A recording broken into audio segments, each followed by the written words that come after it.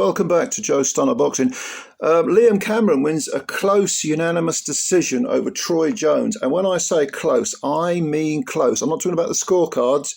One had it 97-93, which is, what's that, 7-3 in rounds. The other two had it 96-94. Don't have a problem with the 96-94s. Could have easily have been a draw. And if you went for Jones by, say, 96-94, I wouldn't have argued. This was a remarkably close fight. Every round, well, most of the rounds anyway, were very, very difficult to score, in my opinion. Both guys gave everything. Beforehand, I thought, shall I do a preview video of this? And I thought, I just can't predict a winner. It really was one of those coin tosses.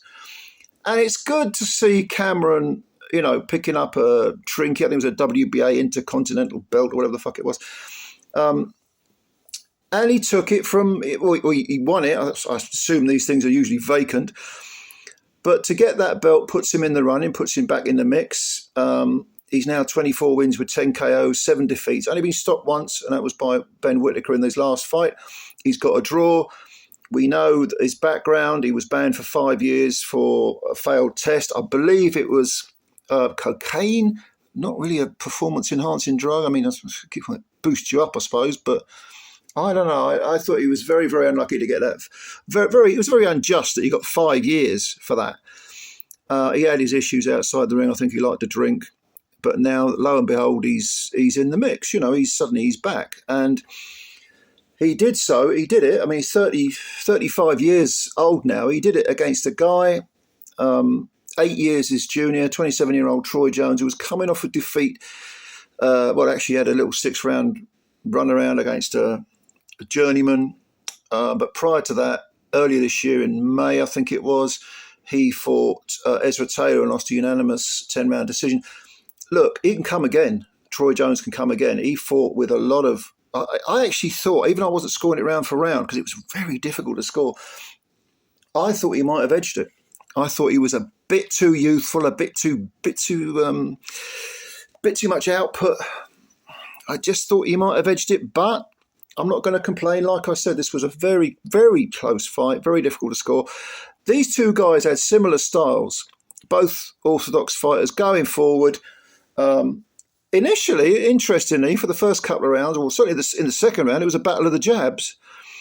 And 6 of one, half dozen of the other, as usual with everything with these guys. It was very close. And then the jabs sort of went out the window a little bit. And they started getting stuck in, firing lots, both of them firing big right hands, throw a few hooks. Not a tremendous amount of body work going on for most of the fight. They were both headhunting. There was a terrific one particular round, was it the fifth?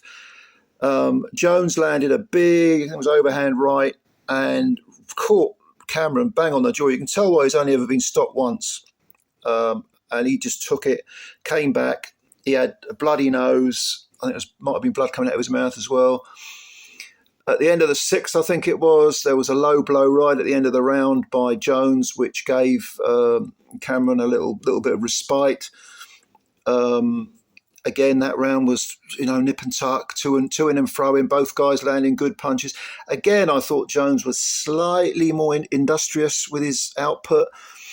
But there's no doubt the weight of the punches from Cameron, they were having an effect as well. Sure enough, Jones ended up with blood coming out of his nose, and there was a cut as well. And the corner seemed to be struggling a little bit with the cut, just a little bit. And so, the pendulum swung one way and then the other way, but very slightly. Well, they weren't big swings. They were sort of ever so slightly swinging. Barely moving the pendulum. It was fantastic. It was a fantastic, gruelling, tough fight with two good domestic level fighters. This would have been a fantastic British title fight. If it was over 12. And a rematch, to me, looks like a given. All right, Cameron might want to move on now. He's got this WBA trinket. But both these guys are perfectly capable, perfectly legitimate fighters for the British title. They're both capable of fighting for it and winning it against the right man. And I would love to see a rematch between these two for the Commonwealth or the British or something, something worthy. something that's really going to be like a belt that's going to put a bit on their legacies.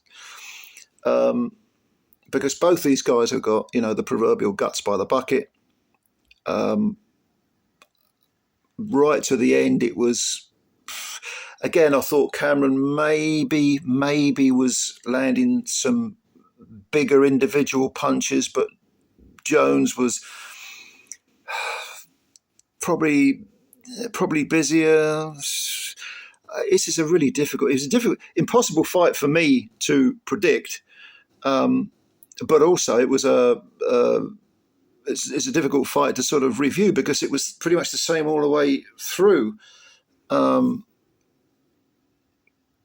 I think a rematch has got to be on the cards. There's no doubt. I mean, this is what we want, because Troy Jones has now lost 2 of his last 3, and the win was against the Journeyman. But he's lost to Ezra Taylor on points, and he's lost to Liam Cameron on points. I mean, so what? You know, this guy's, if you go in there against good, you know, championship level, domestic level fighters, British title, Commonwealth title, maybe even European level opponents, you might lose a couple of times, but you learn he's 27.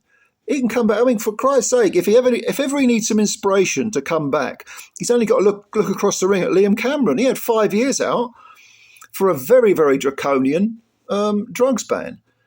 Again, it wasn't, I don't think it was for PEDs. And he had his issues outside the ring. So he's come back at 35. You know, he had the 2 fights with Ben Whittaker. He took Lyndon Arthur to a split decision. That was a good performance. He come back well against good opponents. He's lost a couple. And look, now he's got himself a Queensberry contract and he's won a little WBA belt. It's not over for Troy Jones at all. He can come back definitely.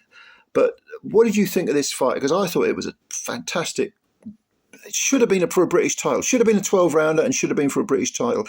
And if it was, we'd be talking about it as being a, you know, one for the memory banks. But yeah, look, who did you think won? Because again, I sort of lost track of scoring it round for round. I normally do it in my head, but they were so close the rounds, and I thought that maybe Jones had edged it slightly. I did have the commentary on. I don't always have the commentary on, but I did this on this occasion. Perhaps they were influencing me negatively. I don't know. But certainly if you thought Cameron edged it, no problem with that. But let me know who you think won and why. Give me a reason why. And yeah, thanks for watching the video. And if you did watch the video and you liked it, please hit the like button and also subscribe to the channel. We got more to come later on. We got the other 2 big light heavyweight contests to come. I made a video earlier about the light heavyweight division in the UK. I think it's absolutely a golden era for UK heavyweights. I think Rem, one of my regular commentators, one of my subscribers, he said, well, not many of them are going to get to world level. And I agree with that. I agree with Rem's comment.